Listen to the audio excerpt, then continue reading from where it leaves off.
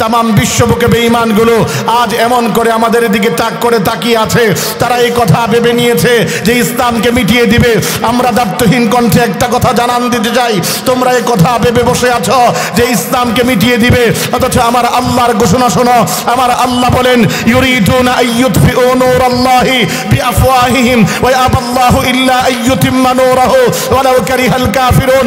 তারা চায় মুখের ফুৎকার দিয়ে ইসলামের প্রদীপকে নিভিয়ে দিতে, কিন্তু তারা পারবে না, কশ্চিন কালেও পারবে না, কারণ এই ইসলামের প্রদীপকে জ্বালিয়েছি আমি আল্লাহ।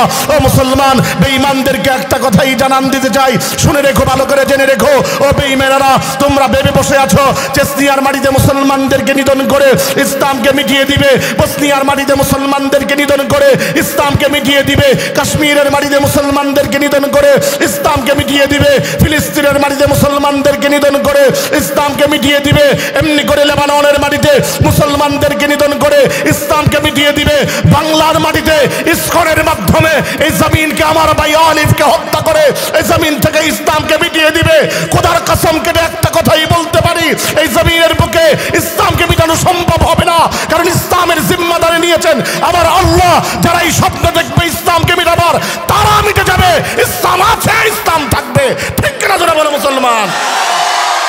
জোরে বলতে হবে, ইসলামকে মিটানো সম্ভব? হ্যাঁ, ইসলামের কি মিটানো সম্ভব না, কারণ ইসলামের গোড়ায় রক্ত ঝরেছে হযরতে সাইয়্যিদুশ শুহাদা হযরতে আমির হামজার। চিৎকার মেরে কোন ঠিক কিনা? কারণ ইসলামের গোড়ায় রক্ত ঝরেছে গাসিলুল মালায়েকা হযরতে হানজালার। চিৎকার মেরে কোন ঠিক কিনা? ইসলামের গোড়ায় রক্ত ঝরেছে হযরতে খালিদ বিন ওয়ালিদের। চিৎকার মেরে কোন ঠিক কিনা? ইসলামের গোড়ায় রক্ত ঝরেছে হযরতে আমনে করে হযরতে ওমরের। ইসলামের গোড়ায় রক্ত ঝরেছে হযরতে আবু বকরের। ইসলামের গোড়ায় সংগ্রাম ঝরেছে এভাবে করে করে আমাদের আকাবির হযরতের। ইসলামের গোড়ায় রক্ত ঝরেছে 2013 সালে ৭৭ এভাবে করে করে আমার এমনি করে শহীদ ভাইদের। কাজী একটা কথাই বলতে চাই, এই জমিন থেকে ইসলামকে মিটাবার যারা স্বপ্ন দেখো, অন্ততপক্ষে তাদের স্বপ্ন বাস্তবায়ন হবে না। ঠিক কিনা জোরে বলো মুসলমান? আমার বন্ধুরা, আমার ভাইয়ারা, আমি আপনাদের কাছে যেই কথাটুকু বলতে চাই, এই তো ইসলামকে মিটাবার স্বপ্ন দেখছে, অপর দিক থেকে এই দেশকে দখল করারও স্বপ্ন আমার প্রতিবেশী রাষ্ট্র দেখছে। কথা কন না কেন? আমার প্রতিবেশী রাষ্ট্র এই দেশকে দখল করার স্বপ্নও দেখছে। এক তো ইসলাম মিটাবে, অপর দিক থেকে এই দেশ থেকে ইসলামকে এমনি করে তাড়াবে। আমি যেই কথাটুকু বলতে চাই, আরে ওরা এভাবে করে করে আমাদেরকে বিভিন্নভাবে হুমকি দামকি দেয়। আমাদেরকে বিভিন্নভাবে হুমকি দামকি কেমন দেয় জানেন? আমাদেরকে ভয় দেখায়, এই বাঙালি আলু কিন্তু এই দেশে সাপ্লাই হবে না, এই বাঙালি পেঁয়াজ কিন্তু এই দেশে সাপ্লাই হবে না, এই বাঙালি চিনি কিন্তু সাপ্লাই হবে না। আমি কই শুনে রাখ, আলু কি তোর বাবার? আরে চিনি কি তোর বাবার? আরে পেঁয়াজ কি তোর বাবার? এগুলো দেয় কারা? এইগুলো দেয় আমার আল্লাহ। জোরে কোন ঠিক কিনা? আরো জোরে বলেন ঠিক কিনা? আমরা দেখতে পাই এখন রিপাবলিক বাংলা টেলিভিশন এমন একটা চ্যানেল আছে ভারতের মধ্যে, যেটার মধ্যে পরিচালনা করে সংবাদ পাঠক করে, পাঠক হলো সব এমনি করে বাংলাদেশের গুলিস্তানের মলম বিক্রেতা। পাগল একটা দেখেন নাই, যেটার নাম হলো মুখরঞ্জন। আরে মুখরঞ্জন দাস, আমি তারে বলি মূর্খরঞ্জন দাস। এই ব্যক্তি আইসা বিভিন্ন রূপে বিভিন্ন ভাবে হুকমি দেয় আর বলে ফেনী কিন্তু থাকবে না, এভাবে করে করে পার্বত্য অঞ্চলগুলো থাকবে না। 7 সিস্টার আমাদেরকে হুমকি দাও, তোমাদের 3 সিস্টার থাকবে না। আমি বলি যদি ক্ষমতা থাকে একটু বাংলার জমিনে আস, যদি ক্ষমতা থাকে এর আগে তো অন্তত পক্ষে 5ই আগস্টের পরে তোদের ওই সৈনিকদেরকে বর্ডার ক্রস করে পালাতে দিয়েছিলাম। খোদার কসম একটা কথাই বলতে পারি, আজ আমার এই মাতৃভূমির দিকে যদি আজ একবার কোন জোরে দেশ, খোদার কসম একটার চোখ রাখবো না, উপরে দেওয়া হবে। ঠিক কিনা জোরে বলো মুসলমান? আমাদেরকে ভয় দেখায়, সেই ভয় কি ভয় জানেন? ওরা আমাদেরকে বলতে চায় আরে বাঙালির কি আছে, বাঙালির কিছু নাই, অথচ ওদের কি না আছে ওরা এভাবে করে করে আমাদেরকে বলতে চায়। ভারতের নাকি এভাবে হেলিকপ্টার আছে 869টা, আমাদের নাকি আছে কেবলমাত্র 73টা। ওদের এমনি করে যুদ্ধ বিমান আছে 606টা, আমাদের আছে বাংলাদেশের কেবল 44টা। ওদের ভারতের এমনি করে মোবাইল এমনি করে রকেট প্রজেক্টর আছে 702টা, আমাদের বাঙালির আছে কেবলমাত্র 71টা। ওদের এমনি করে সামরিক শক্তির দিক থেকে ভারতের ট্রেনার আছে কেবল 351 জন, আমাদের বাঙালির আছে কেবলমাত্র 87 জন। আর ওরা এভাবে করে করে ওদের নাকি অ্যাটাক হেলিকপ্টার আছে 40টা, আর আমাদের বাংলার নাকি রসগোল্লা মানে 0।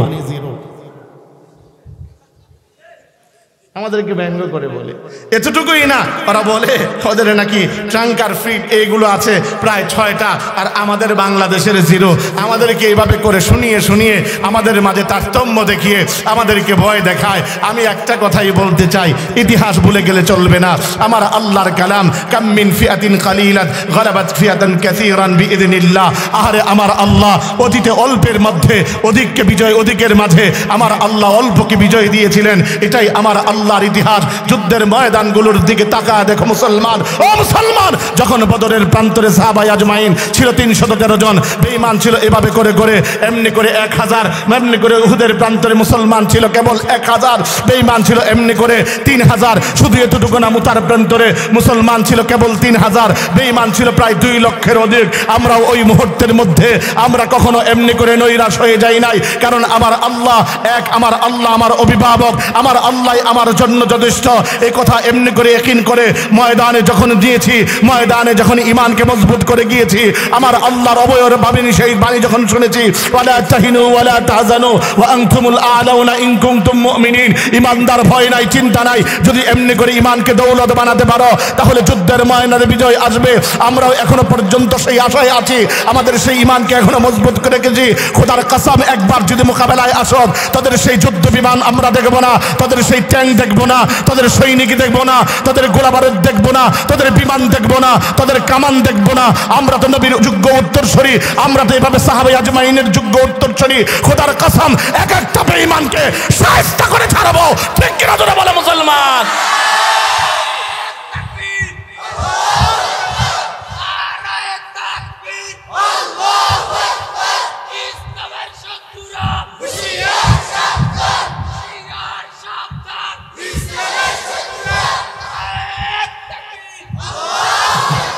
শুধু এতটুকু না, এতটুকু না, আম করে হুমকি দামকি দেয়, বিভিন্নভাবে হুমকি দামকি দেয়। আমরা বলি অন্তত পক্ষে হুমকি দামকি দিয়ে কোনো লাভ নাই। কথা কন না কেন? হুমকি দামকি দিয়ে লাভ নাই। যাদের মরণের চিন্তা যাদের দিলের ভিতরে, এগোরে আর কিসের মরণের বর দেখাইবা? কথা কন, জোরে কন, জোরে কন। এই জন্য বলতে চাই, অন্তত পক্ষে সাবধান হয়ে যাও। তোমাদের যা প্রয়োজন ছিল নিয়েছ, তোমারে দরকার ছিল দাদি, দাদি নিয়েছ, আমরা তাতে করে সন্তুষ্ট আছি। কাজে দাদি নিয়ে তোমরা তুষ্ট থাকো, এ দেশের দিকে তাকায় না। জোরে কোন ঠিক কিনা? আরো জোরে বলেন ঠিক কিনা?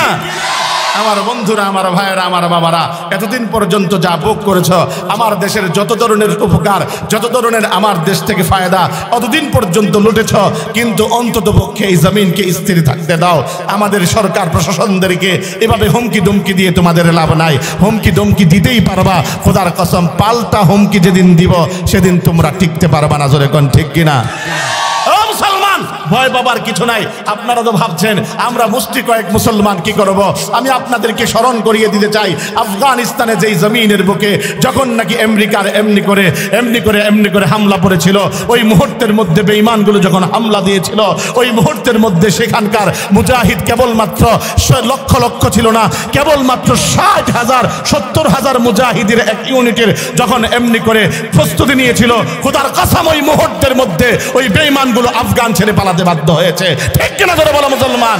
এজন্য আমি বলতে চাই, বাংলার জমিনে 1-2টা উলামায়ে কেরাম নয়, লক্ষ লক্ষ নয়, কোটি কোটি উলামায়ে কেরাম আছে। আমরা একটা কথাই বলতে পারি, উলামায়ে কেরাম যদি আজ ঐক্য হয়ে যায়, উলামায়ে কেরামের মধ্যে যদি আর ঐক্যের বাণী এসে যায়, আমরাও একটা কথাই বলতে পারি, দেশ রক্ষার আন্দোলনে যদি মুসলমান এক হতে পারে, ওই বেঈমানরা বাংলার জমিনে তাকাতে সাহস করবে না। আরো জোরে কোন ঠিক কিনা? আমার বন্ধুরা, আমার ভাইরা, এজন্য আমি আপনাদেরকে একটা কথাই বলতে চাই, সেই কথাটুকুন হলো যে আমরা ভয় পেয়ে আমাদের কোনো লাভ নাই। আমরা আমাদের এই দেশকে মহব্বত করি, আমরা আমাদের ইসলামকে মহব্বত করি। যদি ইসলামকে মহব্বত করি, ইসলামকে টেকাবার জন্য আমরা উহুদ কায়েম করেছিলাম, ইসলামকে টেকাবার জন্য বদর কায়েম করেছিলাম, ইসলামকে টেকাবার জন্য হুনাইন কায়েম করেছিলাম, ইসলামকে টেকাবার জন্য এমনি করে আমাদের উত্তরসূরিরা এমনি করে খন্দক কায়েম করেছিল, এমনি করে আমাদের এমনি করে মুসলমান ইসলামকে টেকাবার জন্য বালাকোটের প্রান্তর কায়েম করেছিল, ইসলামকে টেকাবার জন্য এমনি করে কারবালা কায়েম করেছিল, ইসলামকে টেকাবার জন্য শাপলা চত্বর কায়েম করেছিল। ও মুসলমান, আমি একটা যদি ইসলামকে টেকাবার স্বার্থে আছে, ওই মুহূর্তের মধ্যে সন্তানের মায়া না করে, বিবির মায়া না করে, স্ত্রীর মায়া না করে, দুনিয়ার মায়া না করে, মুসলমান ইসলামকে টেকাবার স্বার্থে বুকের টাটা রক্ত দিতে প্রস্তুত কারা কারা? হাতটা উঠে আমার আল্লাহকে দেখাও ইনশাআল্লাহ।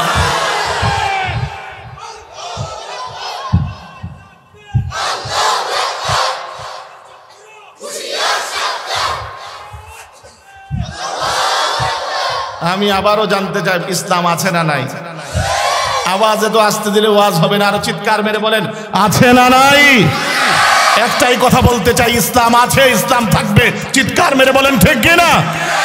ও মুসলমান, আমি আরেকটা কথা বলি। বেঈমানরা বলেছে আমার নবীকে অবতার, আমার নবীকে লেজ কাটা, আমার নবীকে নির্বংশ। আমি একটা কথাই বলতে চাই, বলেন তো দেখি এই পৃথিবীর বুকে এই আমার নবীর নাম নিশানা নাকি থাকবে না? আচ্ছা বলেন, এই জামানার ভিতরে কোন বেঈমানের নাম এমন দেখেছেন কি? আবু জাহেল, উতবা, শাইবা, ওয়ালিদ ইবনে মুগীরা, এই নাম কোন বেঈমান দেখেছে? এমন নাম আছে কি?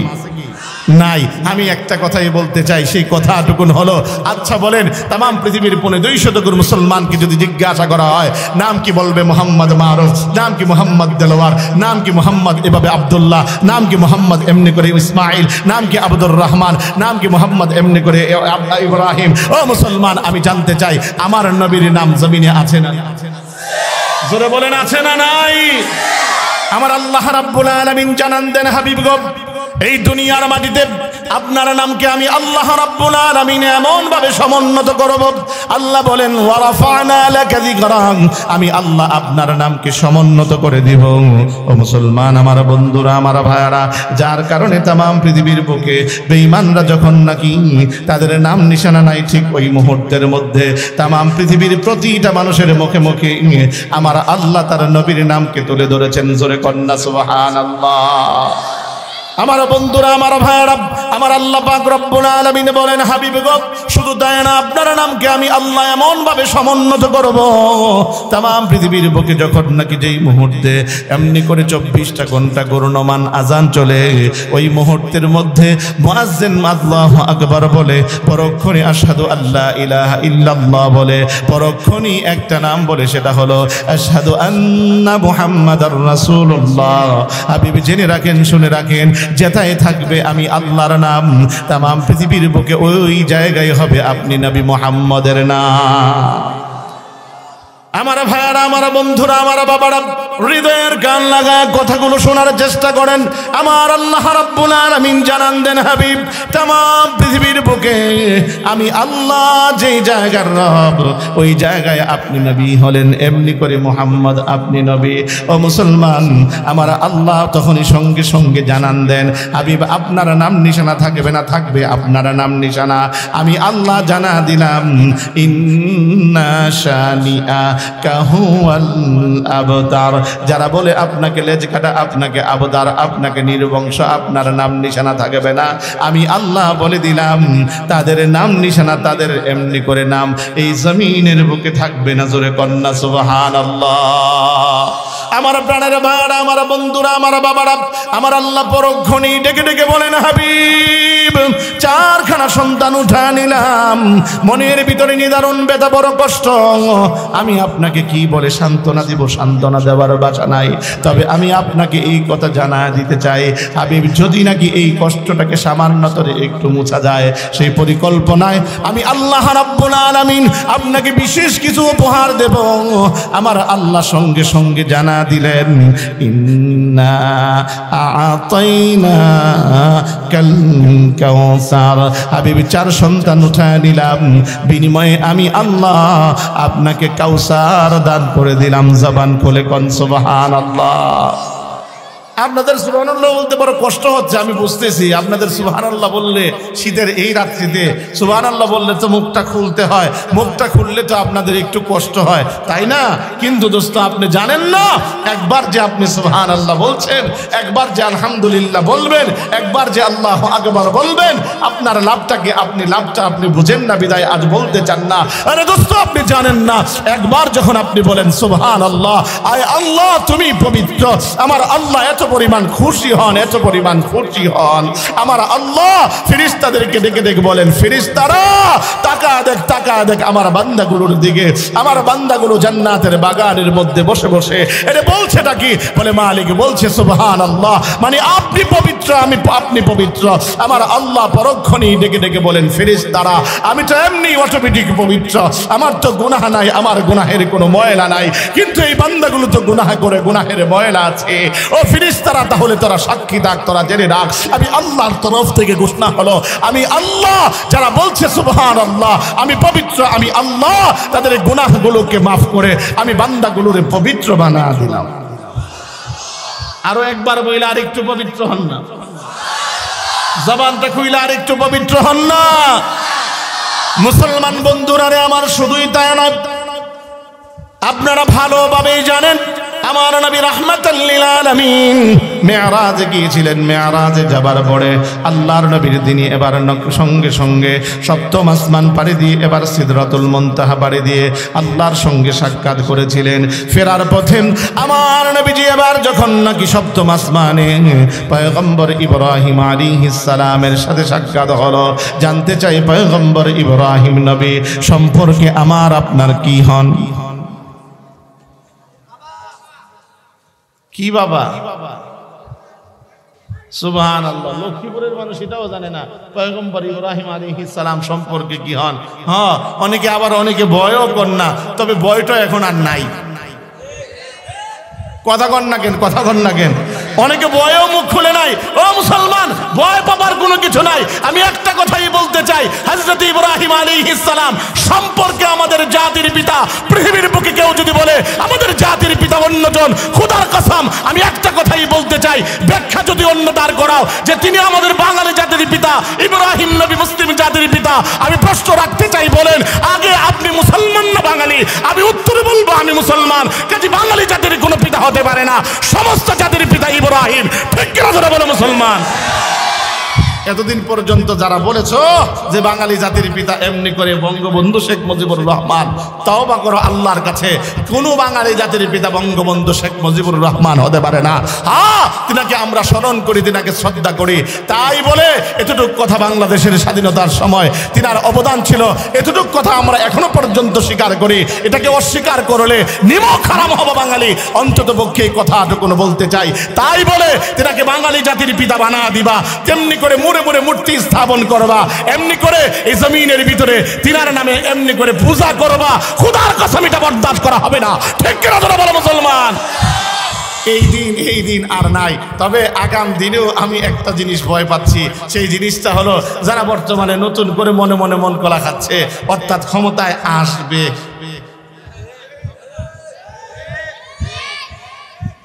জোরে জোরে ক্ষমতায় আসবে। হ্যাঁ, ইনারা মাশাআল্লাহ এমন অবস্থা পজিশন নিয়ে বসে আছে।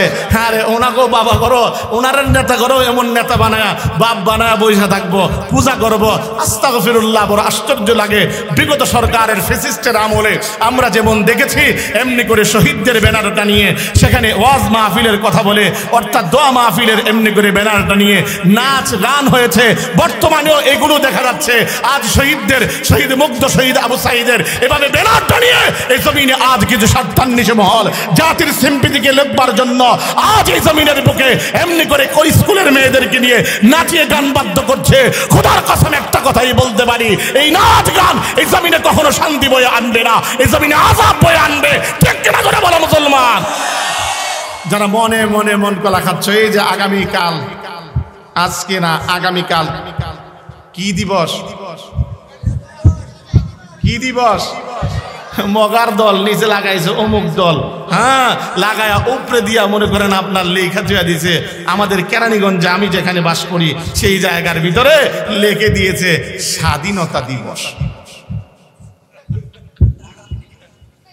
পাগল কি বলে চিন্তা করছে?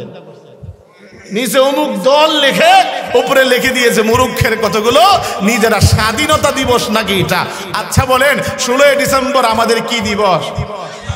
জোরে জোরে জোরে বিজয় দিবস, সেখানে লেখে স্বাধীনতা দিবস। আমি এই জন্য বলি মুসলমান অতি আবেগী হওয়া যাবে না, অতি আবেগে কাউকে বাবা বানানো যাবে না। আমি কাউকে একটা কথাই বলতে চাই, এই দেশের ভিতরে বাংলার মসনদে বিএনপি আসুক ক্ষমতায় আমাদের কোনো সমস্যা নাই, এই দেশের ভিতরে এমনি করে আওয়ামী লীগ আসুক আমাদের কোনো সমস্যা নাই, এই দেশের ভিতরে অন্ততপক্ষে চাচার লাঙ্গল আসুক আমাদের কোনো সমস্যা নাই, এই দেশের ভিতরে জামাত ইসলাম আসুক আমাদের কোনো সমস্যা নাই, এই দেশের ভিতরে চরমনাই আসুক ক্ষমতায় আমাদের কোনো সমস্যা নাই, এই দেশের আল্লামা মামুনুল হকের দল এমনি করে বাংলাদেশ খেলাফত মজলিস আসুক ক্ষমতায় আমাদের কোনো সমস্যা নাই। একটাই সমস্যা, এই দেশের ভিতরে অতি আবেগী হওয়া যাবে না, এই দেশের ভিতরে অন্ততপক্ষে যাই দল ক্ষমতায় থাকো ইসলাম বিদ্বেষী কোনো কাজ করা যাবে না। ঠিক কিনা জোরে বলো মুসলমান? ইসলাম বিদ্বেষী কোনো কাজ করেছ, বাবার নামে মন্দির বানিয়েছ, ইসলাম বিদ্বেষী কোনো কাজ করেছ, এদেশের বাবার নামে পূজা দিয়েছ, যারাই দিয়েছ তাদের যে অবস্থা হয়েছিল, খোদার কসম যারাই ক্ষমতায় এসে এমনি করে অপকর্ম করবা এসাবিনে, তাদেরকেও এই বাংলার মুসলমান এমনি করে ঠাঁই দেবে না। কথা কন না কেন? জোরে কন না কেন? আরো জোরে বলেন না কেন? মুসলমান এই জন্য আপনাদের কাছে একটা কথাই বলতে চাই, অন্তত পক্ষে আমার একটা কথাই, সেই কথাটুকুন হলো স্পষ্ট কথা, সেই স্পষ্ট কথাটুকুন হলো এই জমিনের বুকে আমরা চাই শান্তি, এই জমিনের বুকে আমরা অরাজকতা না চান। কারা কারা আদুরান্ত দেখি? যাক, মুরব্বি উড়াইছে, বাকি বলা ভাই উড়াই নাই। ওই যে আমার মুসল্লি মাশাআল্লাহ, আমার আমি আসুম, আমি পুরান ঢাকায় আরমানি টোলায় সবুজ মসজিদে দীর্ঘ 13 বছর ওখানে জুমা পড়াই। এই 13 বছরের জিন্দিগিতে একদিনের ঘটনা আপনাদেরকে শোনাই। সেই দিনের ঘটনাটা ছিল এমন যে আমি মনে করেন বয়ান করতেছিলাম, হঠাৎ করে বলছিলাম আর কি, হ্যাঁ এই জাহান্নামে যাইতে রাজি আছেন কারা? 2টা মুরব্বি আদু হয়েছে। আমি ডাক দেয়া কইলাম, মুরব্বি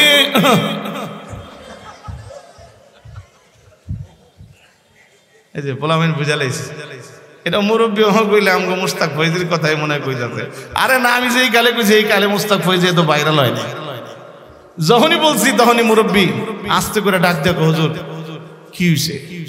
তখন আমি কইলাম, হাত উঠাইছেন কেন? হুজুর আপনি কি কইছেন?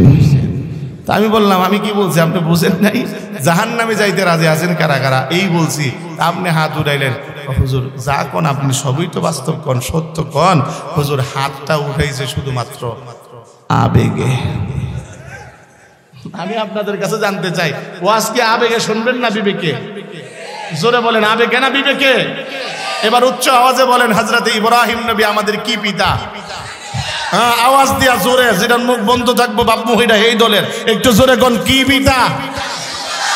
বাপ চিনা যায় 4টা বাপ আমাদের, একটা কথাই মনে রাখেন, হয়তো খাজা বাবা, হয়তো দয়াল বাবা, এটা আবার অনেক বাপ চিনাইব, অনেক বাপের অভাব নাই। এই জন্যই বাংলাদেশের তাহিরির জায়গা নাই। কথা বল না কেন? ওরা বাবার তালিম এই জমিনের দিছে, এই জমিনের ভিতরে আমাদেরকে হুঙ্কার দেয়। আলাউদ্দিন জিহাদের মতো চ্যাংরা পোলা আমাদের এমনি করে, আমাদের সূর্য সন্তান রেজাউল করিম আবরার, আমাদের সূর্য সন্তান লুৎফুর রহমান ফরাইজি, আমাদের সূর্য সন্তান রানী হাসান ওসামা, আমাদের সূর্য সন্তান এদেশের আরো এমনি করে আরিফ বিন হাবিব, আমাদের সূর্য সন্তান, এভাবে করে করে উল্লেখযোগ্য যারা নওজোয়ান তরুণ যুবকরা আছে তাদেরকে হুমকি দামকি দেয় আলাউদ্দিন জিহাদের মতো চ্যাংরা পোলা। আমি একটা কথাই বলতে চাই, লাগবার জন্য চিন্তা করিস না, আগে থেকে মাথা গুছা। কথা কন না কেন? বারুদ বানা রাখছি বানুদ, যদি মনে করে একবার লাগতে আসস তখন যত বাপ নাইগা ডাকস, মনে করেন বাবার দরবারে যায়, আটরশির দরবারে যায়, সব বাবার নাম বলে যাবি, শুধু এক বাবার নাম মনে রাখবি, ওটা হলো জন্মদাতা বাবা। কথা বলেন না কেন? এই জন্যই তো আজকে বাংলাদেশ থেকে তাহিরি পালাইছে। তাহিরিরে মনে করেন আপনার এক বাবা গো, মনে করেন তার পুঁজি হইতো না, শত বাবার তার প্রয়োজন ছিল, শত বাবার গান গাইতো, শত বাবার মাজারে যায় নাচতো। পরিশেষে আজকে এই মুক্তাদির যেমনি ভাবে বাংলার জমিনে কট খাইছে, কারণ ওদের এমনি করে ডায়লগ একটা চট করে ঢুকে যাব। আমিও বলি চট করে আসো, আমরাও কট করে ধরব। কথা কন, আমরাও কট করে ধরবো। এবার যখন নাকি চট করে এমনি করে তার নেতা ধরা খেলো, কট খেয়ে গেল, তখন আর ওর ওয়াজও নাই, মাহফিলও নাই, এবার এমনি করে পালায় আর পালায়। পরিশেষে আজকে এমনি করে নিজেও পালিয়েছে। আমি বলি অন্তত পক্ষে বিদাতি শিরিক মুক্ত এই বাংলার জমিন হবে, আমার আল্লাহর ইচ্ছা। এজন্য এই বন্ডদের আজ আস্তানা গড়ে যাবে। ঠিক কিনা করে বলো মুসলমান? আমার বন্ধুরা, আমার ভাইয়েরা, বাবা মোট কয়টা? আতুডান আত আঙ্গুল দেখান কয়টা? 1 নাম্বার বাবা। আদি বাবা হযরতে আদম আলাইহিস সালাম, যারা যিনাকে সকলেই এক নামেই চিনেন, নাম হলো আবুল বাশার। কি নাম? আবুল বাশার, সমস্ত মানুষের বাবা, সমস্ত মিল্লাতের বাবা হযরতে আদম আলাইহিস সালাম। দ্বিতীয় নাম্বার হলো জাতির পিতা হযরতে ইব্রাহিম আলাইহিস সালাম। কাজী পৃথিবীর বুকে অন্য কেউ জাতির পিতা হতে পারে না। তৃতীয় নাম্বার হলো হযরতে রূহানি পিতা, তিনি হলেন আমার আপনার নবী জনাবে মুহাম্মদুর রাসূলুল্লাহ সাল্লাল্লাহু আলাইহি ওয়াসাল্লাম। চতুর্থ নাম্বার তিনি হলেন আমার আপনার জন্মদাতা পিতা। ও মুসলমান, আমি আপনাদের কাছে যে কথাটুকু রাখতে চাই, এই চার পিতা ছাড়া জমিনে আর আমাদের কোনো পিতা জোরে আছে? হ্যাঁ, মনে রাখতে হবে। তাহলে আমি জানতে চাই, প্রত্যেক পিতার মনে সন্তানের জন্য মায়া আছে না নাই? হ্যাঁ দোস্ত, বলতে হবে জোরে, আছে না নাই? হ্যাঁ দোস্ত, পিতার মনে কি মায়া এটা যদি তুমি জানতে, আজ পিতাকে কশ্চিন কালেও কষ্ট দিতে না। পিতার মনে কি মায়া তুমি যদি আজ বুঝতে, কশ্চিন কালেও পিতার সাথে ধৃষ্টতা দেখাতে না, কশ্চিন কালেও তুমি পিতার সাথে চোখ রাঙিয়ে কথা বলতে না। এটা দোস্ত, প্রত্যেকটা মনে, প্রত্যেকটা বাবার মনেই সন্তানের জন্য মায়া আছে। আরে কত মায়া, কত মায়া। যেদিন তুমি বাপ হবা সেদিন তুমি বুঝবা তোমার বাবার মনে তোমার জন্য কত মায়া ছিল। আজ যখন আমি বাসা থেকে বের হই, সন্তানের এমনি করে মিষ্টি মুখখানা যখন দেখি, দিলটা ঠান্ডা হয়ে যায়, দিলের মধ্যে চাঁদ হয়ে যায়। যখন বাসায় ফিরি, ওই মুহূর্তের মধ্যে সঙ্গে সঙ্গে সন্তানের, যখন সন্তানের চেহারাখানা না দেখি, বেগুলোতা কাটে না। যখন সন্তানের চেহারাখানা দেখি, তখন ওই মুহূর্তের মধ্যে সমস্ত পেরেশানি দূর হয়ে যায়, অন্তরটা শীতল হয়ে যায়। ওই মুহূর্তের মধ্যেই বুঝি, হায়, ওই মুহূর্তের মধ্যে অনুধাবন করি, হায়, আমার বাবার মনেও আমার জন্য এমন মায়া ছিল, আমার বাবার মনেও আমার জন্য এত মহব্বত ছিল। এটা আমার লক্ষ্মীপুরের যুবক, আমি তোদেরকে একটা কথা বইলা যাই বন্ধু, একটা কথাই হৃদয়ের কান লাগা শোনো। আজ কোনোদিন বাবারে কষ্ট দিও না, আর কোনোদিন মার কষ্ট দিও না। অন্তত পক্ষে আমার আল্লাহর ফরমান শোনো। আমার আল্লাহ বলেন, ওয়াকাদা রাব্বুকা আল্লা তা'বুদু ইল্লা ইয়্যাহু ওয়া বিল ওয়ালিদাইনি ইহসানা।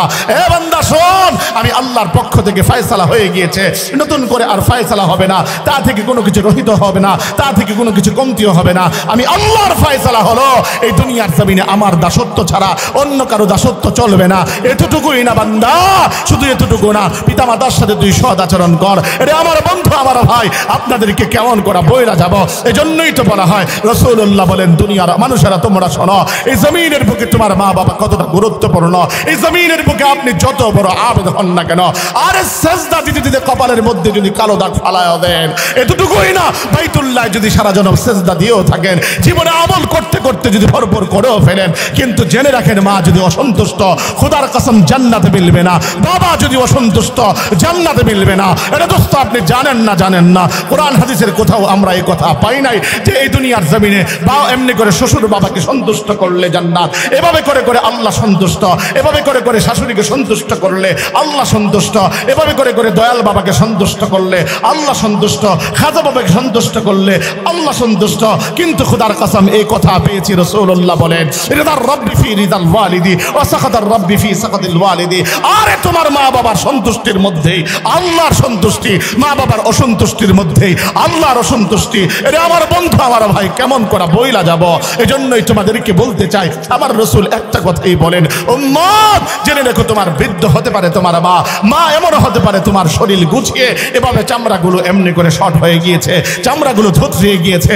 এটা তোমার বাবা, তার এমনি করে নোংরা পরিবেশে থাকে। কিন্তু জেনে রেখো, শুনে রেখো, হুমা জান্নাতুকা ওয়া নারুকা, তোমার মাই তোমার এমনি করে জান্নাত, তোমার বাবাই তোমার জন্য জান্নাত, তোমার বাবাই তোমার মাই তোমার জন্য জাহান্নাম। আরে এতটুকু না, এতটুকু না, আল্লাহর নবী ডেকে ডেকে বলেন, উম্মাত জেনে রেখো, ইন্নাল জান্নাতা তাহতা আকদামিল উম্মাহাত, তোমার মা বাবার কদমের নিচেই তোমার জান্নাত। এটা দোস্ত তালাশ করো, কই যায় তুমি খোঁজো তোমার জান্নাত। আরে জান্নাত তো তোমার ঘরে, জান্নাত তো তোমার মায়ের পায়ের নিচে, জান্নাত তো তোমার বাবার পায়ের নিচে। এজন্য আমার নওজওয়ানদেরকে আমি একটা কথা বলে যাবো, বন্ধু, অন্তত পক্ষে আজ থেকে ওয়াদা করবা, জিন্দেগিতে মা বাবার সাথে কঠোর আচরণ করবা না, জিন্দেগিতে আর কোনোদিন মা বাবাকে ধমকের স্বরে কথা বলবা না, জিন্দেগিতে এভাবে করে করে মা বাবাকে কষ্ট দিবে না, জিন্দেগিতে এমন আচরণ করবা না যার কারণে মা বাবার জবান দিয়ে উফ শব্দটা বের হয়। জিন্দেগিতে মা বাবার সাথে রক্তচক্ষু দেখিয়ে কথা বলবা না, মা বাবার সাথে নম্র ব্যবহার করবা, মা বাবাকে ভালো আচরণ করবা, মা বাবার খেদমত করবা, অপরাধ করে থাকলে মা বাবার কাছে মাফ চাবা। রাজি কার হাতটা উঠায় আমার আল্লাহকে দেখাবো ইনশাআল্লাহ। নারা দাও, নারা দাও, আল্লাহু আকবার বলো না। আরো জোরে বলেন আল্লাহু আকবার। আল্লাহ কবুল করো, জোরে বলেন আমিন। পয়গম্বর ইব্রাহিম আলাইহিস সালাম তিনি এবার সঙ্গে সঙ্গে তিনি বলতে লাগলেন, ও আখিরি জামানার পয়গম্বর, জমিনে তো যাবেন, জমিনে যাবার পরে আমার সন্তানদেরকে আপনার উম্মতদেরকে এই কথাটুকু বলবেন যারা জমিনের বুকে যেন তারা বসে বসে জান্নাতের ভিতরে গাছ রোপণ করে। আমার নবীজি এবার ডেকে ডেকে বলতে লাগলেন, ও পয়গম্বর ইব্রাহিম, আমার উম্মত হলো দুনিয়ায়, আর আমার উম্মত কেমন করে জান্নাতের ভিতরে গাছ রোপণ করবে? আল্লাহর নবীকে এবার ডেকে ডেকে বলেন, শুনেন গো, আপনার উম্মত যদি দুনিয়ার জমিনেও থাকে, কিন্তু এই দুনিয়ার জমিনের মধ্যে বসে বসে একবার যদি ইখলাসের সাথে সুবহানাল্লাহ বলে, একবার যদি আলহামদুলিল্লাহ বলে, আমার আল্লাহ প্রত্যেকটা সুবহানাল্লাহ, প্রত্যেকটা আলহামদুলিল্লাহর বিনিময় জান্নাতের ভিতরে এক একটা গাছ রোপণ করে দেন। আরো জোরে বইলে আরেকটা লাগান, আরো চিৎকার মাইরা বইলে আরেকটা লাগান না। বাবার জন্য একটা লাগান না, মায়ের জন্য আরেকটা লাগান না, দাদার জন্য আরেকটা লাগান না, দাদি অপরাধ করলো কি দাদির জন্য আরেকটা লাগান না, নানি বেচারি দোষ করলো কি নানির জন্য আরেকটা লাগান না, নানার জন্য আরেকটা লাগান না। হায় দোস্ত, এলাকার মাটির নিচে অন্ধকার কবরে যারা ঈশায়িত সারা, তারা আমাদের কারো না কারো আত্মীয় স্বজন, চিৎকার মেলে তাদের জন্য আরেকটা লাগান সুবহানাল্লাহ। দোস্ত আমি বলি, আপনারা বলতে চান না, অনেকের মুখ বন্ধ রাখেন, ভাবেন চালাকি করি আমি অন্তত পক্ষে বেঁচে তো যাচ্ছি। না রে দোস্ত, আমি বলতে চাই এই জমিনে যত চালাক আপনি না বলে আপনি সাজেন, খোদার কসম প্রকৃত পক্ষে চালাক আপনি না, বরঞ্চ এই জমিনের শ্রেষ্ঠ বোকা আপনি।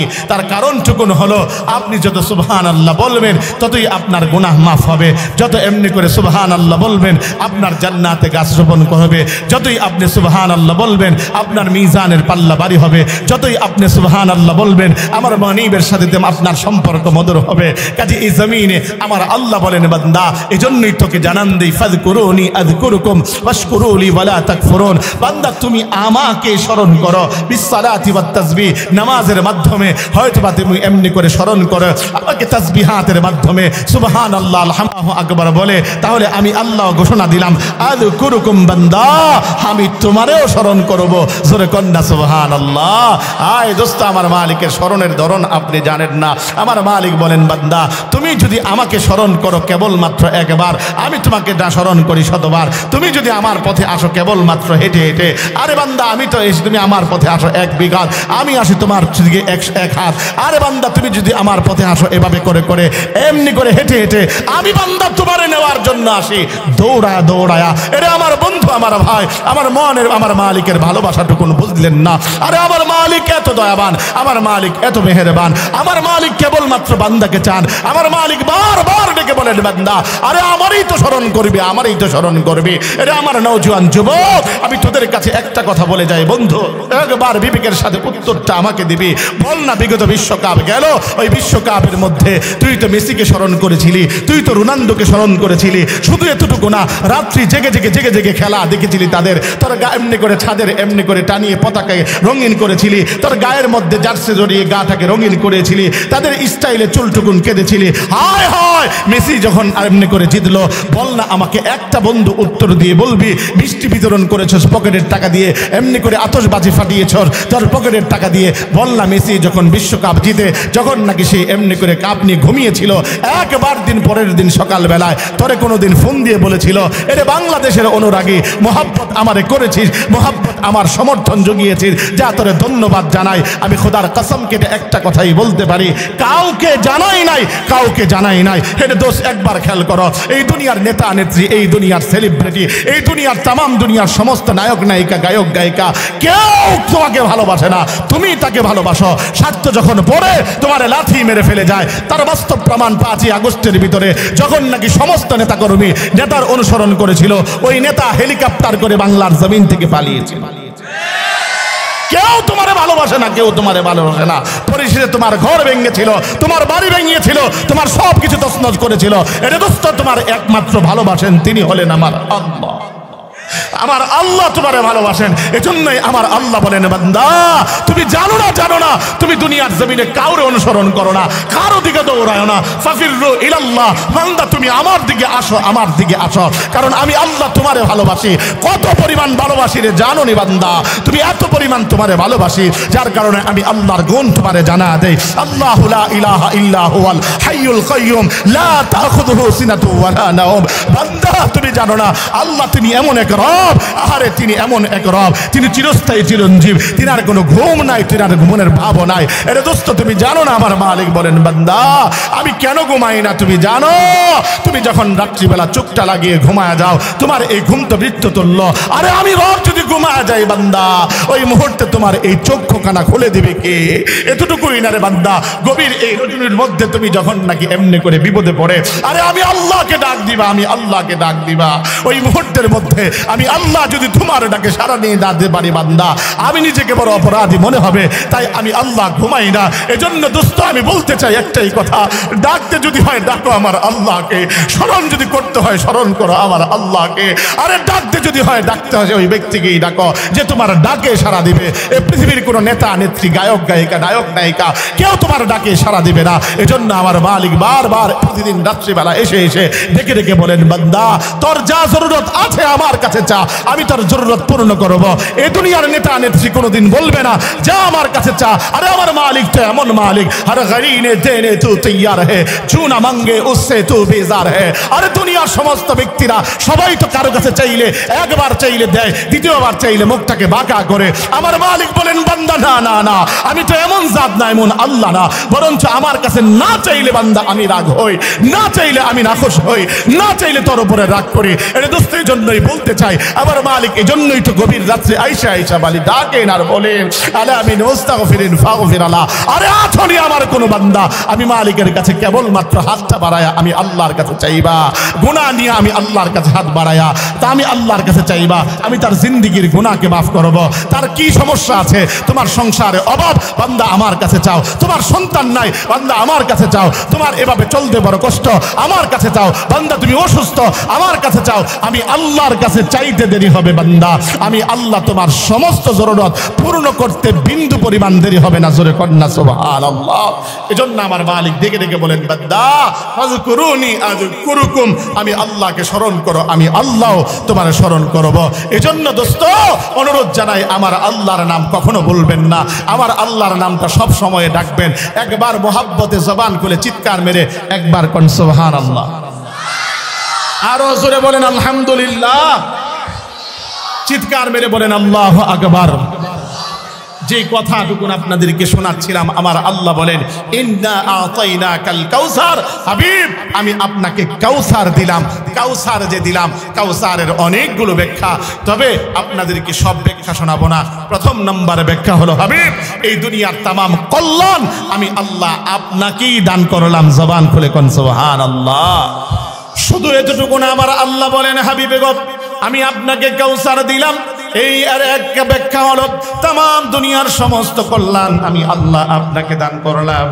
দ্বিতীয় নাম্বার ব্যাখ্যা হলো, হাবিবে গো এই দুনিয়ার জমিনে অনেক নবিয়ানে কেরাম আমার কাছে যেই হাউসটা চেয়েছিল, ওই হাউসটা বিভিন্ন নবিয়ানে কেরাম আমি আল্লাহর কাছে চেয়েছিল, কিন্তু আমি আল্লাহ ওই হাউজে কাউসারটা পৃথিবীর কাউকে দেই নাই। বিনা দরখাস্তে আমি আল্লাহ আপনাকে দিলাম। ওই হাউজে কাউসারটা কেমন জানেননি? ওই হাউজে কাউসারটা হলো পানির চাইতে অধিক, দুধের চাইতে অধিকতর সাদা, মধুর চাইতে অধিকতর মিষ্টি।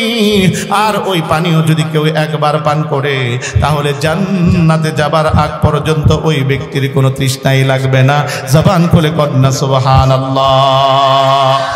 আমার প্রাণের ভাইয়ারা, আমার বন্ধুরা, আমার বাবারা, আমি আপনাদের কাছে যে কথাটুকু রাখতে চাই, ও মুসলমান, আমার আল্লাহ বলেন, হাবিব আপনার 4টা সন্তান উঠিয়ে নিলাম, বিনিময়ে আমি আল্লাহ রব্বুল আলামিন আপনাকে অধিকতর উম্মত আমি আল্লাহ আপনাকে দান করলাম। ও বন্ধুরা আমার, আমার বাবারা, আমার ভাইয়ারা, হৃদয়ের কান লাগা শুনেন, এই জমিনের ভিতরে অন্যান্য নবীদেরকেও আমার আল্লাহ উম্মত দিয়েছেন, কিন্তু আমার নবীকে এত পরিমাণ উম্মত দিয়েছেন, তামাম तमाम जमीনের ভিতরে সমস্ত নবীদের ভিতরে আমার আল্লাহ শ্রেষ্ঠ সেরা এবং সবচেয়ে অধিকতর উম্মত আমার আল্লাহ আমার নবীকে দান করেছেন। আমার আল্লাহ পাক বুঝিয়ে দিলেন, হাবিব 4 সন্তান নিয়ে নিলাম, বিনিময়ে আপনাকে আমি অধিকতর উম্মত দিলাম। অতীতের নবীদের উম্মতের হালত ছিল এমন, তাদের সামনে যদি এমনি করে তাদের নবীকে অপমান করতো তারা বরদাস্ত করে নিত, তারা কিছু বলতো না। এমনি করে তাদের নবী যদি বলতো চলো যুদ্ধের ময়দানে যাই, ওই মুহূর্তের মধ্যে নবীর উম্মতরা উত্তর দিত আপনি জান আর আপনার আল্লাহ জান। কিন্তু 4 সন্তান উঠিয়ে নিলাম, বিনিময়ে আমি আল্লাহ এমন উম্মত দিলাম, এই 4 সন্তান বেঁচে থাকলে হয়তো বা 100 বৎসর 200 বৎসর বাঁচত, কিন্তু আপনাকে আপনার বিরুদ্ধে কেউ কথা বললে, আপনার বিরুদ্ধে কোনো বেঈমান এমনি করে চরিত্রের ব্যাপারে আঘাত করলে আপনার এই জমিনে প্রতিবাদ করার কেউ থাকতো না। কিন্তু এই উম্মত এমন উম্মত, জানবাজ উম্মত দিলাম, উম্মতের সামনে কোনো বেঈমান, কোনো নাস্তিক, কোনো মুরতাদ যদি আপনার বিরুদ্ধে কথা বলে অন্তত পক্ষে ওই উম্মত মুখটুকুন বন্ধ রাখবে না, মাথার পাগড়ি কোমরের মধ্যে বেঁধে সন্তানের মায়া করবে না, বিবির মায়া করবে না, এমনি করে দুনিয়ার কোনো মহাব্বত করবে না, বরঞ্চ ওই বেঈমানটাকে শায়েস্তা করে ছাড়বে। জোরে কোন ঠিক কিনা?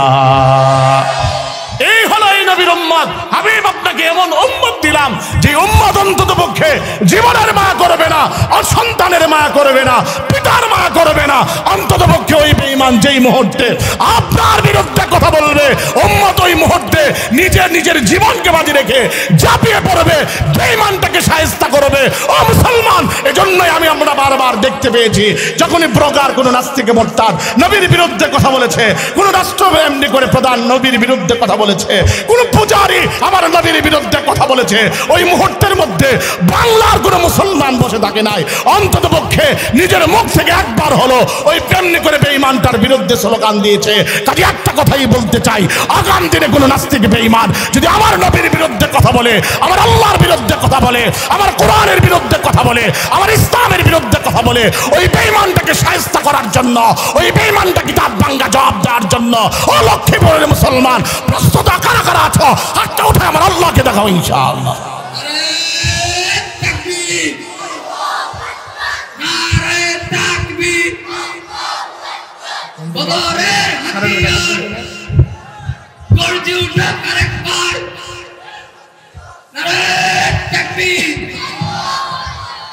আমার বন্ধুরা, আমার ভাইরা, আমি আপনাদের কাছে যে কথাটুকুন রাখতে চাই সেই কথাটুকুন হলো, আমি বারবার একটা কথাই বলি, গালি দাও আমাকে আমি মেনে নিব, গালি দাও আমার বাবাকে আমি মেনে নিব, গালি দাও আমার মাকে আমি মেনে নিব, গালি দাও আমার বোনকে আমি মেনে নিব। খোদার কসম, 2 জাহানের বাদশা রহমাতুল লিল আলামিনকে গালি দিলে তার গর্দানটা আলাদা করে দেব। আরো জোরে বলো না কেন মুমিন, ঠিক কিনা জোরে বলো। অন্তত পক্ষে সব ক্ষেত্রে আপোষ চলবে, নবীর ক্ষেত্রে আপোষ চলবে না। কেন চলবে না? কারণ ওই নবী আমাদের এমন করে ঋণী করে গিয়েছেন, পৃথিবীর বুকে এমন নবী আর কোনোদিন আসবে না। ওই নবী সারা জীবন আমাদেরকে মহব্বত করেছেন, ভালোবেসেছেন। এর দোস্ত কেমন করে আপনাদেরকে বলবো, ছোট্ট করে আপনাদেরকে বলে যায়, আমার নবী কত মহব্বত আমারে আপনারে করেছেন। জীবনের শুরু লগ্ন থেকে নিয়ে মৃত্যু পর্যন্ত, মৃত্যু থেকে নিয়ে রওজায়ে আতহার পর্যন্ত, রওজায়ে আতহার নিয়ে ময়দানে মাহশর পর্যন্ত প্রতিটা মুহূর্তে উম্মতের ফিকির করেছেন। এর নাও জওয়ান আমার বন্ধুদের কান লাগায় শোনো, আমার বৃদ্ধ বাপ একটু অন্তরটা লাগায় কথাগুলো শোনার চেষ্টা করেন। আরে আমার নবী এমন তো ছিলেন, তিনি এমনি করে ছোট্টকালে কোনো সময় খেলাধুলা করেন নাই, মাঠের মধ্যে যে উম্মতের ফিকির করেছেন। এমন না আরশে আজিমের মধ্যে গেলেন 7 আসমান পাড়ি দিয়ে, আল্লাহ জিজ্ঞাসা করেন হাবিব আনলেন তাকে দুনিয়ার জমিন থেকে? আমার আল্লাহর কাছে উত্তরে বলেন আত্তাহিয়াতু লিল্লাহি ওয়াসসালাওয়াতু ওয়াত-তাইয়্যিবাত, আল্লাহ সমস্ত পবিত্রতা এবং সমস্ত সালাত আমি আপনার জন্য এনেছি। সঙ্গে সঙ্গে আমার আল্লাহ খুশি হয়ে গেলেন, ডাক দিয়ে বলতে লাগলেন আসসালামু আলাইকা আইয়ুহান নাবিয়্যু ওয়া রাহমাতুল্লাহি ওয়া বারাকাতুহু। হাবিব আপনার উপরে সালাম এবং শান্তি বর্ষিত হোক। আমার নবী এবার ডেকে ডেকে বলেন, হাবিব আল্লাহ, আমি শুধুমাত্র এই রহমত এবং শান্তি আমাকেই দিলেন, আমার উম্মতটা আমি রেখে আসছি, এতিম উম্মতকে আপনি দিবেন না। আমার আল্লাহ সঙ্গে সঙ্গে জানা দিলেন আসসালামু আলাইনা ওয়া আলা ইবাদিল্লাহিস সালিহিন। হাবিব আপনাকেও দিলাম, আপনার ওই এতিম উম্মতকেও আমি আল্লাহ দান করলাম। ওরে দোস্ত, একবার বলো, এই দুনিয়ার কোন নেতা তোমার জন্য এভাবে করে করে সেমনি করে উপরে যে প্রধানমন্ত্রীর কাছে বসে তোমার কথা ফিকির করেছে? দুনিয়ার কোন নেতা তোমার জন্য এভাবে করে করে সারা রাত রক্ত জড়িয়েছে? তোমার কোন নেতা এমনি করে, তোমার কোন নেতা সারা রাত জেগেছে? তোমার কোন নেতা এই দুনিয়ার জমিনে তোমার জন্য ক্ষুধার্ত থেকেছে? তোমার কোন নেতা তোমার জন্য এভাবে করে করে করে জেল খেটেছে? তোমার কোন নেতা তোমার জন্য এভাবে করে করে নিজে ক্ষুধার্ত থেকে পেটের মধ্যে পাথর বেঁধেছে? তোমার কোন নেতা এভাবে করে করে দেশান্তর হয়েছে? তোমার কোন নেতা তোমার জন্য এমনি করে মৃত্যুকালীন সময়ে কেঁদেছে? কিন্তু আমার নবীর হালত তো শোনো, আমার নবীর হালত তো এমন ছিল। আমার নবী শুধুমাত্র এতটুকুই না, আমার নবীর হালত এমন ছিল, আমার নবী তোমার আমার জন্য রক্ত জড়িয়েছে। হযরত আয়েশা সিদ্দিকা বলেন, নবী গো, আপনি একদিন জৈতুনের তেল মেখে দিচ্ছিলেন আর বলছিলেন, ইয়া রাসূলুল্লাহ, পিঠের মধ্যে এত বড় গর্ত দেখা যায় কোত্থেকে? ওগো নবীজি একটু বলেন না। সঙ্গে সঙ্গে আল্লাহর নবী ডেকে ডেকে বলতে লাগলেন, আয়েশা এটা তুমি জানো না? আল্লাহর নবীকে বলেন, বসন্তের দাগ হয়েছিল নাকি জরিলের মধ্যে? আল্লাহর নবী বলেন, আয়েশা রে, না না, অতীতের কথা স্মরণ করায় আমারে কষ্ট দিও না রে আয়েশা। তুমি জানো না রে আয়েশা, তুমি জানো না আমি যখন নাকি বড় কষ্ট করে কালিমার দাওয়াত দিয়ে এমনি করে কালিমার দাওয়াত নিয়ে গিয়েছিলাম তায়েফের প্রান্তরে, ওই মুহূর্তের মধ্যে বেঈমানগুলো আমার পিছনে বিচ্ছুর বাচ্চাদেরকে লেগিয়ে দিয়েছে। ওই বাচ্চাগুলো আমার পিঠের মধ্যে এমন ভাবে আঘাত করেছে রে আয়েশা, আমার এই পিঠ থেকে ফিঞ্চি বেয়ে বেয়ে রক্তগুলো পড়েছে, বৃষ্টির মতো পাথর আমার গায়ের মধ্যে ফেলেছে। ওই মুহূর্তের মধ্যে রক্ত পড়তে পড়তে পড়তে পড়তে আমার শরীরটা নিঃশক্তি হয়ে গিয়েছে। আমি এভাবে করে করে একবার নয় রে আয়েশা, তিনবার জমিনে পড়ে গিয়েছিলাম। আমাকে বারবার উঠিয়ে কেবলমাত্র পাথর মারছিল পাগল বলে আমাকে আখ্যায়িত করে। আরে আয়েশা তুমি জানো না এত পরিমাণ রক্ত আমার গা থেকে পড়েছিল। আমি হযরতে এমনি করে, আমার সঙ্গে ছিল যায়েদ, আমি ডাক দিয়ে বললাম, যায়েদ রে, পায়ের জুতো খানা খুলে দে। ডাক দিয়ে বলে, বাবা পারছি তো না, পারছি না, রক্তে চাকা বেঁধেছে। আরে আমার দোস্ত বলো, তোমার কোন নেতা তোমার জন্য এভাবে রক্ত জড়িয়েছিল? আরে এতটুকুই না, এতটুকুই না, তোমার কোন নেতা তোমার জন্য এভাবে করে করে সারা রাত জেগেছিল? আমার নবী, তোমার নবী তো সারা রাত জেগেছিল। আমার নবীর হালত তো শোনো। হযরত আয়েশা সিদ্দিকা বলেন, তামাম দুনিয়ার মানুষ তোমরা জানো না, আমার নবী যখন নামাজের ভিতরে দাঁড়াতো, লম্বা সময় নামাজে দাঁড়া থাকতো, পাগুলো পিলারের মতো শক্ত হয়ে যেত, তারপরও তিনি এমনি করে নড়াচড়া করতেন না। আমি মাঝে মাঝে এভাবে দেখতাম, পাগুলো পিলারের মতো শক্ত। এতটুকুই না, এক আয়াত পড়তে পড়তে সারা রাত কাটিয়ে দিয়েছেন। কি সেই আয়াত তুমি জানো না দোস্ত? সেই আয়াতটুকুন হলো, ইন তুআযিবহুম ফাইন্নাহুম ইবাদুক ওয়া ইন তাগফির লাহুম ফাইন্নাকা আনতাল আজিজুল হাকীম। রব্বুল আলামিন, আয় আল্লাহ তাআলা, যদি আপনি আপনার এই বান্দাগুলোরে, আমার উম্মতগুলোরে গুনাহের কারণে যদি ধ্বংস করে দেন, আল্লাহ আপনার কোনো লাভ নাই। আয় আল্লাহ এদেরকে যদি মাফ করে এদেরকে জান্নাত দিয়ে দেন, আল্লাহ আপনার কোনো লস নাই। আয় মালিক মেহেরবানি করে এদেরকে মাফ করে দেন না, আয় আল্লাহ এদেরকে মাফ করে দেন না। আরে দোস্ত, দুনিয়ার জমিনে দেখেছি এমনি করে জজের সামনে উকিল দাঁড়ায় বারবার করে তার আসামিকে বিভিন্ন বাহানা করে বাঁচাবার চেষ্টা করে। আমার তোমার নবী ও রাহমাতাল লিল আলামিন এভাবে করে করে এই জমিনের ভিতরে আমারে তোমারে বাঁচাবার চেষ্টা করেছে। আরে দোস্ত, আমি কেমন করে বলবো আপনাদের কাছে?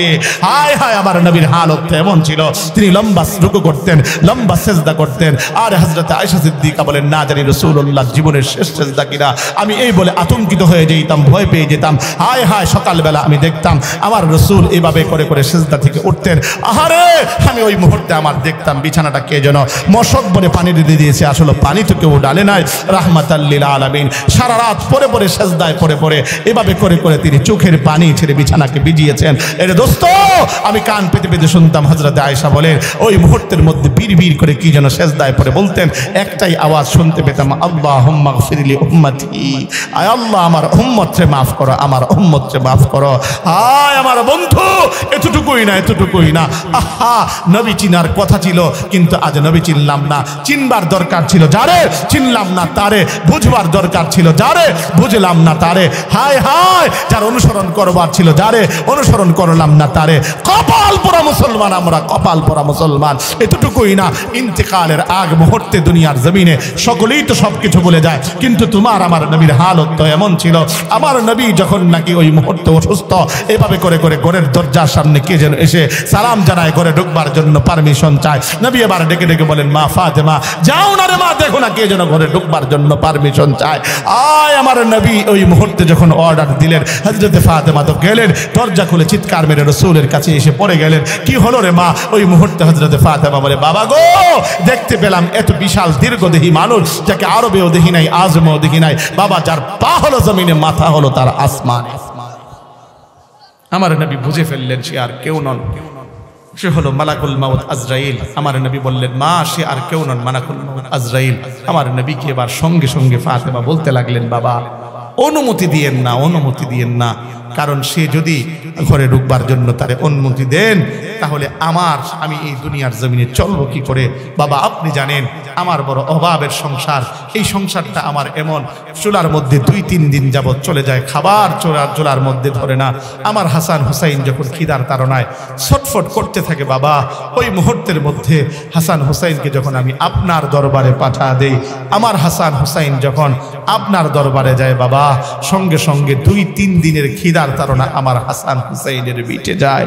বাবা আপনি যদি চলে যান আমি কেমন করে সংসার করে সামাল দিব? আল্লাহর নবী এবার ডাক দিয়ে বলেন, মা রে কাছে আয়, কাছে আয়। ওই মুহূর্তের মধ্যে বলতে লাগলেন, মা শোন, আরে মালাকুল মাউত আজরাইল তো এমন কারো দরজার সামনে যে পারমিশন চায় না, আজ এসে পারমিশন চাচ্ছে, এটা কেবলমাত্র তোমার বাবার সম্মান। কাজী তুমি একটা কাজ করো, তুমি একটা কথা শোনো। হযরতে ফাতেমাকে যখন এই কথা বললেন, হযরতে ফাতেমা আল্লাহর নবী কি যেন বললেন, তিনি হাসা শুরু করে দিলেন। হযরতে ফাতেমা রাদিয়াল্লাহু তাআলা আনহাকে ইন্তেকালের পরে হযরতে আয়েশা সিদ্দিকা বলেন, মারে কেঁদেছিলি আবার হেসেছিলি কেন?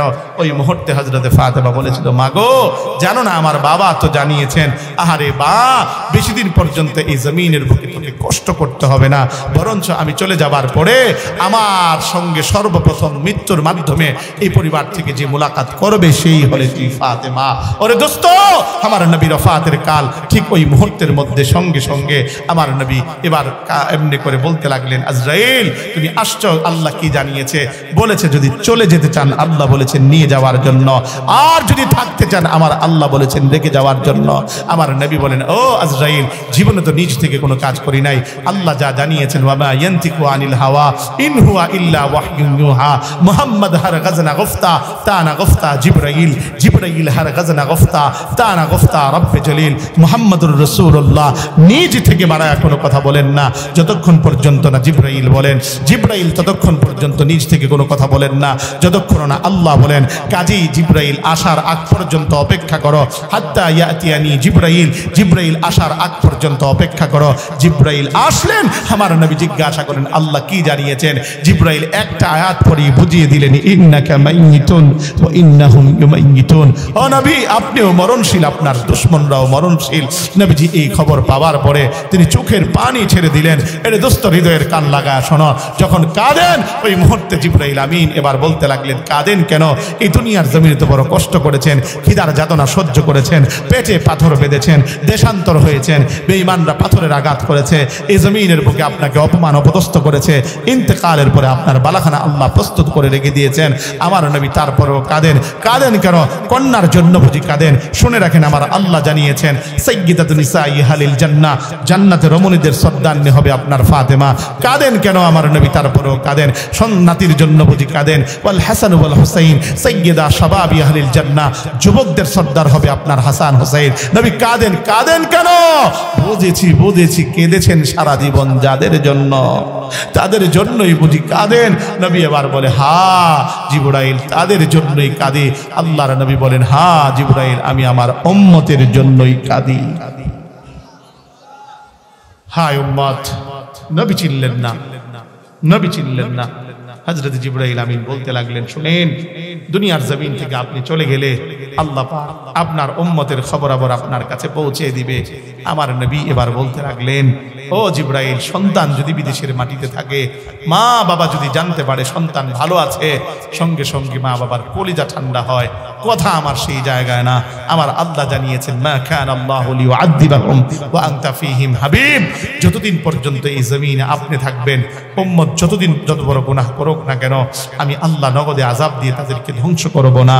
ও জিবরাইল আমার বড় ভয় হয়, আমি চলে গেলে না জানি আমার উম্মত ভুল করে কোনো গুনাহ করে ফেলে কিনা, আমার আল্লাহ নগদে আযাব দিয়ে আমার উম্মতকে ধ্বংস করে কিনা। আমার আল্লাহ সঙ্গে সঙ্গে জানা দিলেন, ও জিবরাইল আমার হাবিবের কান্না থামাতে বলো। অন্ততপক্ষে সারা জীবন অনেক কেঁদেছে, আজ আমার কাছে আসার মুহূর্তে যেন না কাঁদে। আমি আল্লাহ জানা দিলাম, অতীতের উম্মতের কথা বলতে পারি না, তবে এই নবীর এই উম্মতদের কথা আমি জানান দিলাম। এই নবীর উম্মত যত বড় গুনাহ করুক না কেন, অতীতের উম্মতের মতো করে আমি আল্লাহ নগদে আযাব দিয়ে ধ্বংস করব না। আনা কাফিলুম মিনহুম, আনা কাফিলুম মিনহুম, আনা কাফিলুম মিনহুম। আজ থেকে আমি আল্লাহ স্বয়ং এই উম্মতের জিম্মাদার। সিন্নি খাইলেন কার উসিলায়, মোল্লা চিনলেন না, নবীর উসিলায় বেঁচে গেলেন, নবীকেই চিনলেন না। আফসোস মুসলমান, আফসোস। আর এতটুকুই না, উম্মতের দরুদের নবী যখন নাকি দ্বিতীয় সিংহার ফুঁক দেওয়া হবে, 4 ফেরেশতা এসে এমনি করে দাঁড়িয়ে যাবেন নবীকে উঠাবার জন্য। জিবরাইল, আজরাইল, মিকাইল, ইসরাফিল। আমার নবী এবার যখন নাকি এমনি করে রাউজায়ে আতহার থেকে উঠবেন, কপালের মাটিটাকে এভাবে করে মুছে মুছে হযরত জিবরাইল আমিনকে ডেকে ডেকে বলবেন, জিবরাইল উম্মত কই? উম্মতকে জাহান্নামে পাঠিয়ে দিলে নাকি?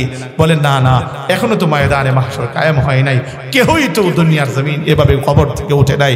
আল্লাহর নবী এতটুকুই না, আরে শুধু এতটুকু না, নবীর হালত তো এমন, যখন নাকি আমার আল্লাহ ময়দানে মাহশরে আমার আল্লাহ নবীকে মাকামে মাহমুদ দিবেন, ঠিক ওই মুহূর্তের মধ্যে সঙ্গে সঙ্গে আমার নবী সেই জায়গার ভিতরে যখন নাকি দাঁড়ায় যাবেন, আমার নবী মাকামে মাহমুদে বসবেন না, আল্লাহ ডেকে ডেকে বলবেন, হাবিব বসেন না কেন?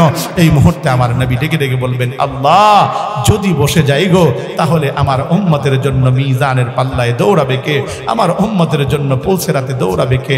আমার উম্মতের জন্য হাউজে কাউসারে দৌড়াবে কে? আমার উম্মতের জন্য আল্লাহ এভাবে করে করে জাহান্নামের গেটে দৌড়াবে কে? রব্বুল আলামিন যতক্ষণ পর্যন্ত না উম্মতের চূড়ান্ত ফায়সালা না হবে, ততদিন পর্যন্ত, ততক্ষণ পর্যন্ত আমি নবী মুহাম্মদ বসবো না। আমার উম্মতের চূড়ান্ত ফায়সালা না হওয়ার পর্যন্ত আমি নবী তুষ্ট হব না। সুবহানাল্লাহ। এই জন্য বলি, বাপ উম্মতের এই দরদ রাসূলের মনে ছিল, রাসূলের জন্য তাই ভালোবাসার দরকার আছে না? আমার আল্লাহ বলেন, হাবিব উম্মত অধিকতর দিলাম, জেনে রাখেন আপনাকে আমি আল্লাহ বলে দিলাম এতটুকু, উম্মতকে জানা দেন, ফাসাল্লিলি রাব্বিকা ওয়ানহার। আপনিও নিজে নামাজ পড়ুন, আপনার উম্মতকেও নামাজ পড়ার নির্দেশ দেন। এজন্য রাসূল উম্মতকে বারবার বলেছেন, উম্মত নামাজ পড়ো, নামাজ পড়ো, নামাজ পড়ো। আমার আল্লাহ বারবার বলেছেন, ও দুনিয়ার আমার বান্দারা, নামাজ পড়ো। কোরআনে এক জায়গায় না, 82 জায়গায় আমার আল্লাহ নামাজের কথা বলেছেন। এরে দোস্ত, আমি আপনাদের কাছে কেমন করে বলবো, এই দুনিয়ার জমিনে নামাজ থেকে অনেক মূল্যবান আর কোন রতন আর দুনিয়ার জমিনে নাই। আরে নামাজ তো সরাসরি আমার আল্লাহর সাথে কথা বলা। আরে আমার নামাজ তো আমার আল্লাহর সাথে কেমন করে কথা বলা জানেন? এরে দোস্ত, আমি আপনি যখন নামাজে দাঁড়াই, ঠিক ওই মুহূর্তের মধ্যে আমি আমার আল্লাহর সাথে কথা বলি। যখন নামাজের ভিতরে দাঁড়া যাই, সঙ্গে সঙ্গে যখন বলি আলহামদুলিল্লাহি রাব্বিল আলামিন, তখন আমার আল্লাহ ফেরেশতাদেরকে ডেকে ডেকে বলেন, ফেরেশতারা হামিদানি আবদি, আমার বান্দা আমার প্রশংসা করছে। যখন বলি আর রহমানির রহিম, ওই মুহূর্তে ফেরেশতাদেরকে আমার আল্লাহ বলেন মাজ্জাদানি আবদি, বান্দা আমারই গুণ কীর্তন করছে। যখন বলি মালিক ইয়াউমিদ্দিন, আমার মালিক বলেন আথনা আলাইয়া আবদি, আরে বান্দা তো আমারই এভাবে করে করে প্রশংসা করছে। আরে দোস্ত, যখন বলি ইয়াকা না'বুদু ওয়া ইয়াকা নাস্তাঈন, ঠিক ওই মুহূর্তের মধ্যে আমার আল্লাহ তিনি ডেকে ডেকে বলেন, ফেরেশতারা এটা আমার কথা আর আমার বান্দার কথা। যখন বলি ইহদিনাস সিরাতাল মুস্তাকিম সিরাতাল্লাযীনা আন'আমতা আলাইহিম, ঠিক ওই মুহূর্তের মধ্যে আমার আল্লাহ ডেকে ডেকে বলেন, ও ফেরেশতারা, বান্দা তো কি চাচ্ছে দেখ না, বান্দা দালান চায় না, বাড়ি চায় না, গাড়ি চায় না, মিল ফ্যাক্টরি চায় না, বান্দা নারী চায় না, বান্দা চায় আমার কাছে হিদায়াত, যা আমি আল্লাহর তরফ থেকে ঘোষণা হলো, বান্দারে আমি হিদায়াতের পথে উঠায়া দিলাম। জোরে কন্যা সুবহানাল্লাহ। এজন্য বলি বাপ, অন্ততপক্ষে আর নামাজ ছাইরেন না। নবীর ভালোবাসা যার অন্তরে আছে, সে তো নামাজ ছাড়তে পারে না, সে তো কোনোদিন নামাজকে ভুলতে পারে না। এজন্য বলি তো বলি, অন্ততপক্ষে নামাজের ব্যাপারে ইরাদা করেন, আর নামাজ ছাড়বো না। কারণ আমার মালিক 24টা ঘন্টার ভিতরে বান্দাকে বলেন, বান্দা তোরে আমি এত সময় তোর কাছে চাই না রে বান্দা, আমি এই 24 ঘন্টায় বান্দা তোর কাছে কেবলমাত্র আমি 2টা ঘন্টা আমি তোর কাছে চাই। 5 ওয়াক্ত নামাজে আমি আল্লাহর কাছে আসবি, আর আমার আল্লাহর কাছে এসে হাজিরা দিবি। আমি যখন মুয়াজ্জিনের মাধ্যমে ডাক দিব, ওটা মুয়াজ্জিনের ডাক না রে বান্দা, ওটা আমি আল্লাহর ডাক, আমি আল্লাহর ডাক। যখন আমার ডাকে সারা দিবি বান্দা, আমি তোর 24 ঘন্টা এই পুরো সময়টা আমি আল্লাহ তোর আমল নামায় আমি আল্লাহ নেক দান করে দিব। সুবহানাল্লাহ। আরে আমার দোস্ত, আজ নামাজ পড়তে চাই না, নামাজ না পড়লে আমার মালিকের সাথে সম্পর্ক মজবুত হবে না। আরে দুনিয়ার জমিনে যার সম্পর্ক আমার আল্লাহর সাথে হয়েছে নামাজের মাধ্যমে, তার তো কোনো পেরেশানি নাই, তার তো কোনো ফিকির নাই, তার তো কোনো চিন্তা নাই। আমার নবীর দরবারে এক সাহাবী আসছে, গ্রাম্য সাহাবী, এসে বলতে লাগলো, ইয়া রাসূলুল্লাহ, নবী গো, শুনতে পেলাম পরকাল নাকি আছে, পরকালে নাকি এমনি করে কোন আল্লাহ নাকি বিচার করবে? আমার নবী বলেন হ্যাঁ বিচার তো হবে, পরকাল আছে। বলে কে বিচারটা করবে? বলে আল্লাহ করবে। বলে কোন আল্লাহ করবে? যে আল্লাহর নাম দুনিয়ার জমিনে নামাজের ভিতরে ডাকি, আল্লাহু আকবার বলে নামাজ পড়ি, এভাবে করে করে যখন এমনি করে আমার আল্লাহর সঙ্গে এভাবে করে করে এমনি করে আল্লাহু আকবার বলে রুকুতে যাই, আবার বলি সুবহান রাব্বিয়াল আযীম, আবার যখন দাঁড়াই এভাবে আল্লাহু আকবার বলে সিজদা যাই, সিজদায় যাবার পরে আবার সুবহান রাব্বিয়াল আলা বলি, এভাবে করে করে সারাক্ষণ যে আল্লাহর নাম জপি, ওই আল্লাহ বিচার করবে নাকি? আমার নবী বলে হ্যাঁ ওই আল্লাহ একটু বিচার করবে। ওই এবার সাহাবী বলতে লাগলেন ইয়া রাসূলুল্লাহ, তাহলে তো আমার কোনো সমস্যা নাই, কারণ ওই আল্লাহর সাথে তো আমার নিবিড় সম্পর্ক নামাজের মাধ্যমে হয়ে গিয়েছে। এটা আমার বাপ, আমি আপনাদের কাছে বলে যাই অন্তত পক্ষে এই কথা, যে এই হিসাবটা কতক্ষণ পর্যন্ত আপনি পারবেন, যতক্ষণ আপনার মজবুত নামাজ হবে। এজন্য আপনাদের কাছে একটাই দাবি রাখতে চাই, নামাজ পড়েন, নামাজ পড়েন, নামাজ ছাড়া মুক্তির কোনো কায়দা নাই। রাসূলুল্লাহ এজন্য বলেন উম্মত আউয়ালু মা ইউহাসাবু বিহিল আবদু ইয়াউমাল কিয়ামাতিস সালাহ, আমার আল্লাহ সর্বপ্রথম বান্দার কাছ থেকে নামাজের হিসাবখানা নেবেন। যারা নামাজের হিসাব এমনি করে দিতে পারবে তার প্রতিটা কাঠিতে তার জন্য সহজ হয়ে যাবে। বিশেষ করে আমার নওজোয়ান বন্ধুদেরকে বলবো, বন্ধু তোমার আমি বলি নামাজের আজ তোমার অভ্যাস নাই, 5 ওয়াক্ত নামাজ পড়তে চাও না, বিশেষ করে এমন যুবক আছে জীবনে ফজরের নামাজ এ পর্যন্ত পড়ে না। বন্ধু হলোটা কি? তুমি আল্লাহর সাথে কেন নাফরমানি করলে? তুমি জানো না যে মুহূর্তে তুমি সেজদা দাও, ও আমার বন্ধু, ওই মুহূর্তে আমার আল্লাহর আরশে আজিম পর্যন্ত খবর হয়ে যায়, আল্লাহর আরশে আজিম কেঁপে যায় যখন তুমি সেজদা দাও। আরে আমার মালিক তো ওই মুহূর্তে তোমার মাথার মধ্যে হাত বোলান, তোমার পিঠের মধ্যে হাত বোলান। তুমি যখন বসো তাশাহুদের মধ্যে বসে বসে যখন আত্তাহিয়াতু লিল্লাহি ওয়াস সালাওয়াতু ওয়াত তাইয়্যিবাত বলতে থাকো, তখন তুমি আমার আল্লাহর প্রশংসা করো। যখন তুমি দুরূদ শরীফ পড়ো, আমার নবীর শানমান বর্ণনা করো, ওই মুহূর্তে যখন বলতে থাকো দোয়া মাসুরা পড়ো, আল্লাহুম্মা ইন্নী যালামতু নাফসি যুলমান কাসীরা, ওই মুহূর্তের মধ্যে আমার আল্লাহ ডেকে ডেকে বলেন বান্দা, আহারে যেই মুহূর্তের মধ্যে তোর হাত মাথার মধ্যে হাত বোলালাম, তোর পিঠের মধ্যে হাত বোলালাম, আবার তুই আমার প্রশংসা করলি, আমার হাবিবের উপরে এমনি করে দুরূদ পড়লি, আর এখন বলছিস আল্লাহুম্মা ইন্নী যালামতু নাফসি যুলমান কাসীরা, আয় আল্লাহ আমার নফসের উপরে আমি জুলুম করে ফেলাইছি। বান্দা তুই এতটুকুই আমার কাছে চাস, তাই না? তোর গুনাহ মাফ চাস, যা আমি আল্লাহ তোর জিন্দেগীর গুনারে মাফ। এই জন্য আমার মালিক বান্দারে এই দিকে রেখে বলেন, বান্দা নামাজের মাধ্যমে আমার থেকে সব কিছু আদায় করো বান্দা, এই জন্য তুমি নামাজ পড়ো। এই জন্য আমার মালিক বান্দারে গুনাহ মাফ করতেই চান।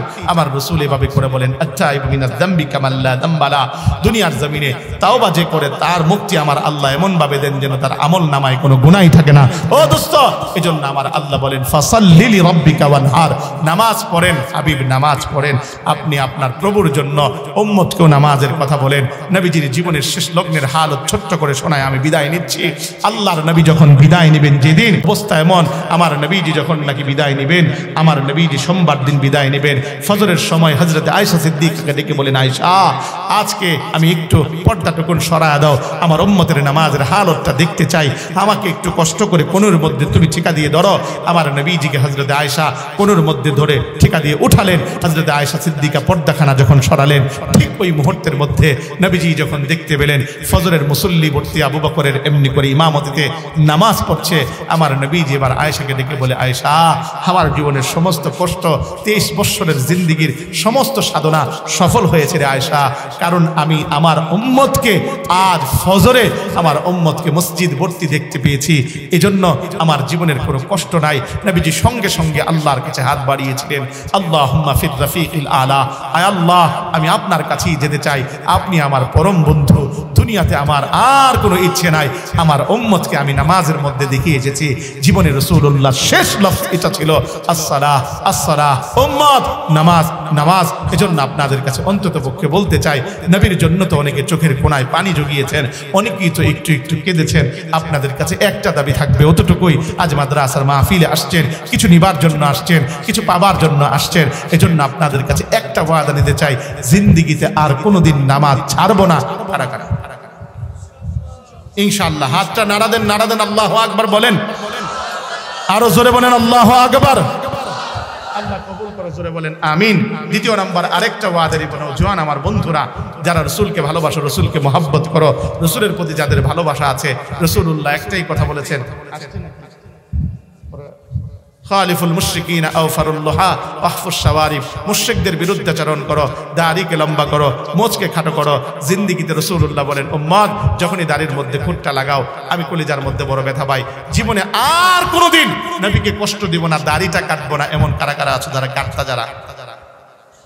যারা দাড়ি আছে তারা না, দাড়িকে কাটতা যারা, জীবনে আর কোনোদিন দাড়ির মধ্যে খুঁটটা লাগাবেন না, এমন কে কে আছে?